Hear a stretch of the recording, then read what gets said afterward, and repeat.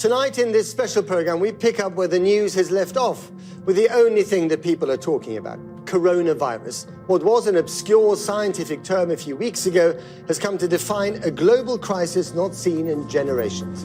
Many more families are going to lose loved ones before their time.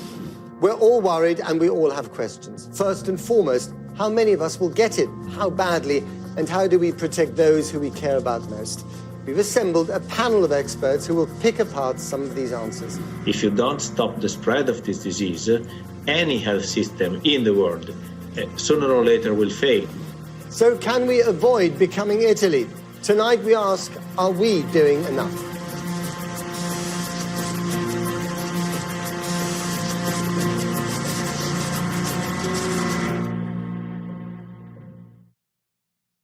So before we discuss the emergency with our panel of experts, let's bring you up to date with the latest developments. The World Health Organization has declared that Europe is now the epicenter of the global pandemic. Spain has declared a state of emergency, and some European countries are closing their borders. Here, the number of new cases has jumped by more than 200 in one day, the highest increase so far. All professional football in England, Scotland and Wales has been suspended, and May's local and mayoral elections in England have been postponed for a year. This crisis is unfolding day by day, hour by hour. But just how did we get here? News from Italy does not tend to terrify us. This week it did. Italian outbreak of COVID-19. Today's figures of deaths and new virus tell us why they felt the need to act. By Tuesday, all of Italy was in lockdown. Bars, shops, and all non-essential businesses shuttered until the end of March.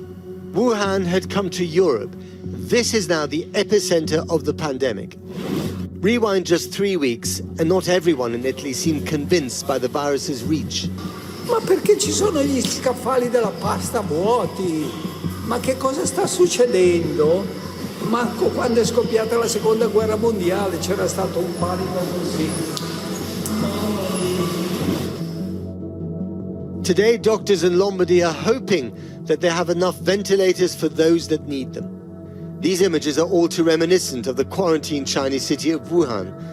But when the same images come out of Milan, it suddenly all feels very real and far too close.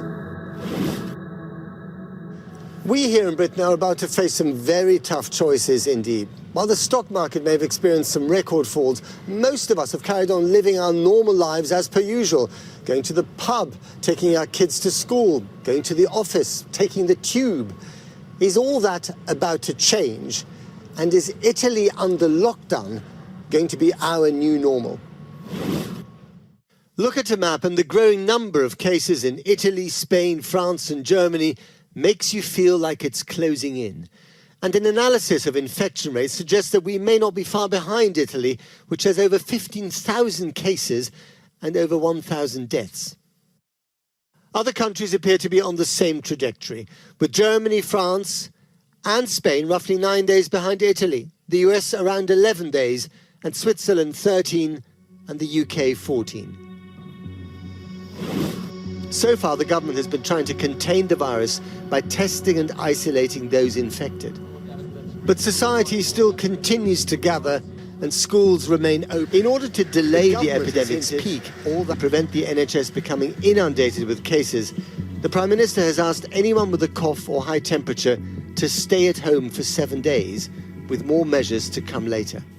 At some point in the next few weeks, we are likely to go further, and if someone in a household has those symptoms, we will be asking everyone in that household to stay at home. The underlying message, it's not if life will change, but when. But other countries are adopting tougher measures right now. Spain is the latest country to declare a state of emergency. And across the Atlantic, Donald Trump has banned all flights from Europe, but not the UK and Ireland. The European Union failed to take the same precautions and restrict travel from China and other hotspots. As a result, a large number of new clusters in the United States were seeded by travelers from Europe.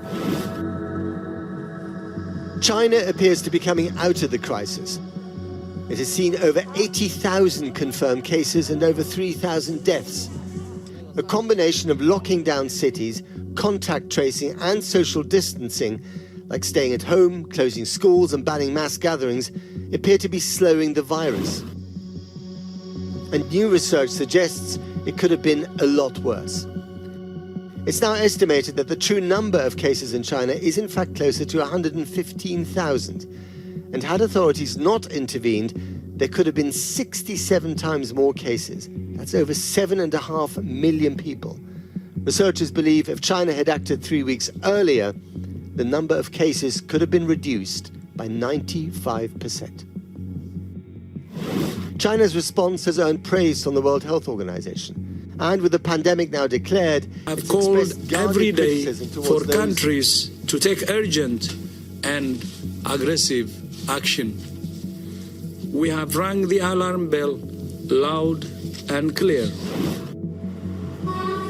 Despite being urged to act, Britain's experts believe that taking action too early could actually do more harm than good.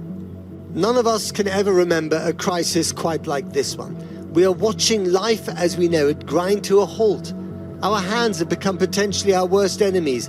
Hugs are out, coughs terrify, and all the while we wonder, what's next? Who's next?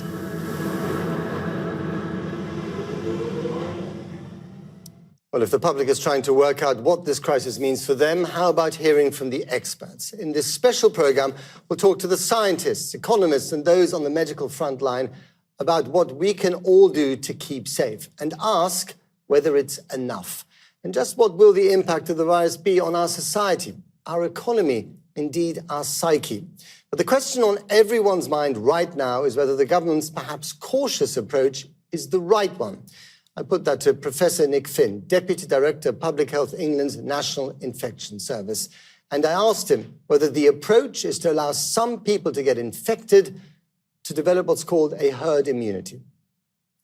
Well, herd immunity is the situation where you get so many people in the population that develop an immunity to a disease that there is no opportunity for the disease actually to become established and spread to lots of people.